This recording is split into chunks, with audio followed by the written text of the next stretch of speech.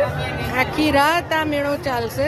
આજે 6 વાગે સાંજે ઓપનિંગ થયું અને આગળના વિડીયોમાં જોયેલું કે ખાલી નદીનો પટ જ હતો અને આજથી શરૂઆત થઈ. સવારના સુધી આ મેળો ચાલશે.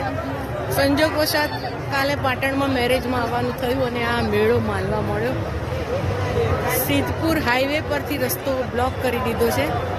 ત્યાંથી ચાલતા જ આવવાનું. તમારે આવવું હોય તો 5 કિલોમીટર ચાલવું પડે અને પછી જ આ મેળામાં પહોંચો. આખી રાત પબ્લિક આવી રીતે આવે છે. માણસ લગભગ મેં કહેલું એમ 10 લાખ ઉપર માણસ આવે છે 2 દિવસમાં.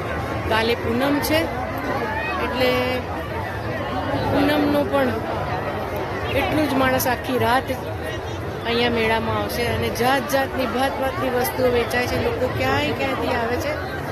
અમે લગભગ 2 કિલોમીટર જેવું ચાલીને આવ્યા.